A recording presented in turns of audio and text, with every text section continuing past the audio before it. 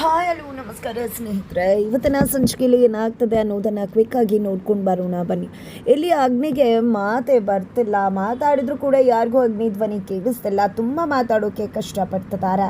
ಇದರ ನಡುವೆ ಇತ್ತ ಕಡೆ ಅಗ್ನಿ ಬಗ್ಗೆನೇ ಯೋಚನೆ ಮಾಡ್ತಾನೆ ಇಲ್ಲಿ ಸಾಕ್ಷಿ ಟೈಮ್ ಸ್ಪೆಂಡ್ ಮಾಡ್ತಿದ್ದಾಳೆ. ಕೂತರು ನಿಂತರು ಅಗ್ನಿದೆ ಧ್ಯಾನ ಆಗಿಬಿಟ್ಟಿದೆ ಸಾಕ್ಷಿಗೆ.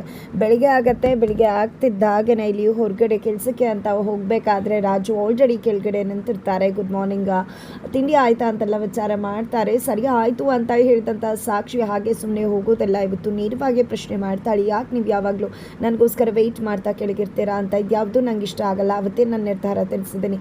ಸುಮ್ಮನೆ ನೀವು ಪೇಯಿಂಗ್ ಗೆಸ್ಟ್ ಆಗಿದ್ರೆ ಇರಿ, ಇಲ್ಲ ಅಂದರೆ ಹೊರಟುಬಿಡಿ, ಇಲ್ಲಿಂದ ಯಾವುದೇ ಕಾರಣಕ್ಕೂ ನಮ್ಮ ಮನೇಲಿ ಇರಬಾರ್ದು ಅಂತ ಕಂಡೀಷನ್ನೇ ಹಾಕ್ಬಿಡ್ತಾಳೆ ಸಾಕ್ಷಿ. ನಂತರ ಇಲ್ಲಿ ಅಗ್ನಿಯನ್ನು ನೋಡೋದಕ್ಕೆ ಡಾಕ್ಟರ್ ಬಂದಿದ್ದಾರೆ. ರೆಸ್ಟ್ ಮಾಡಬೇಕು, ಯಾವುದೇ ರೀತಿ ಟ್ರೀಟ್ಮೆಂಟ್ ಇಲ್ಲ, ಇದಕ್ಕೆ ರೆಸ್ಟ್ ಮಾಡಿದ್ರೆ ಸರಿ ಹೋಗುತ್ತೆ ಅಂತ ಹೇಳಿ ಹೋಗ್ತಾರೆ. ಬಟ್ ಇಲ್ಲಿ ಅಗ್ನಿ ಮೀಟಿಂಗ್ ಹೋಗಬೇಕಾಗಿದೆ. ಅರವಿಂದ್ ನಾನು ಹೋಗ್ತೀನಿ ಅಂತಾರೆ, ಬಟ್ ಅಗ್ನಿ ಪೋಸ್ಟ್ಪೋನ್ ಮಾಡಬೇಕು ಅಂತ ಹೇಳ್ತಿದ್ದಾರೆ. ಬಟ್ ಯಾರಿಗೂ ಅಗ್ನಿ ಮಾತು ಅರ್ಥ ಆಗ್ತಿಲ್ಲ.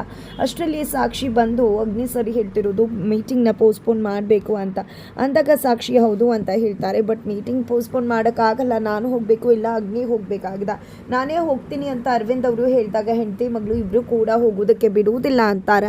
ಇಲ್ಲಿ ಸಾಕ್ಷಿ ಹೋಗ್ತಾಳೆ ಅಣ್ಣನ ಜೊತೆ. ಯಾಕಂದರೆ ಸಾಕ್ಷಿಗೆ ಅಣ್ಣನ ಎಲ್ಲ ಮಾತು ಅರ್ಥ ಆಗ್ತದೆ, ಅವಳೊಬ್ಳಿಗೆ ಎಲ್ಲ ಅರ್ಥ ಆಗ್ತಿರೋದು, ಹಾಗಾಗಿ ಅವಳೇ ಹೋಗಲಿ ಅಂತ ಹೇಳಿದಾಗ ಸಾಕ್ಷಿ ಮೊದಲಲ್ಲಿ ಇಲ್ಲ ಅಂತ ಹೇಳ್ತಾರೆ. ಈ ಕಡೆ ಅಗ್ನಿ ಕೂಡ ರೇಗ್ತಾರೆ. ಬಟ್ ನಂತರ ಇಲ್ಲಿ ಅಪ್ಪಂಗೆ ಏನಾದರೂ ಪರವಾಗಿಲ್ವಾ, ಓಕೆನಾ ನಿಮಗೆ ಅಂದಾಗ ಸರಿ ಆಯಿತು ಹೋಗ್ತೀವಿ ಅಂತ ಇಬ್ಬರು ಕೂಡ ಒಪ್ಕೋತಾರೆ. ನಂತರ ಅಗ್ನಿ ಸಾಕ್ಷಿ ಇಬ್ಬರು ಕೂಡ ಆಫೀಸ್ಗೆ ಬಂದಿದ್ದಾರೆ. ಆಫೀಸ್ನಲ್ಲಿ ಇಲ್ಲಿ ಅಗ್ನಿ ಹೇಳ್ತಿರೋ ಮಾತನ್ನೇ ಅರ್ಥ ಮಾಡಿಕೊಂಡು ತುಂಬ ಚೆಂದ ಪ್ರಾಜೆಕ್ಟನ್ನು ಪ್ರಿಪೇರ್ ಮಾಡ್ತಿದ್ದಾಳೆ ಸಾಕ್ಷಿ. ಫೈನಲಿ ಮತ್ತಷ್ಟು ಇಬ್ಬರು ಕೂಡ ಹತ್ರ ಆಗ್ತಿದ್ದಾರೆ. ಆ ಕಡೆ ರಾಜುವಿನ ರಿಯಲ್ ಫೀಸ್ ಹೊರಬಿದ್ದಿದೆ. ಅತ್ತೆ ಬಂದಿದ್ದೆ, ಇಲ್ಲಿ ಸಾಕ್ಷಿ ಅತ್ತೆ ಬಂದಿದ್ದೆ, ಮರಳಿ ಯತ್ನವ ಮಾಡು ಅಂತ ಹೇಳಿ ರೇಗಿಸ್ಬೇಕಾದ್ರೆ ನಾನು ಅಂದ್ಕೊಂಡಿದ್ದನ್ನು ಸಾಧಿಸದೆ ಬಿಡುವುದಿಲ್ಲ, ಅಂದ್ಕೊಂಡಿದ್ದು ನನಗೆ ಸಿಗಲೇಬೇಕು ಅಂತ ಹೇಳಿ ಅವರ ರಿಯಲ್ ಫೀಸನ್ನು ತೋರಿಸ್ತಿದ್ದಾರೆ. ಹಾಗಿದ್ರೆ ಮುಂದೇನಾಗುತ್ತೆ ಮುಂದಿನ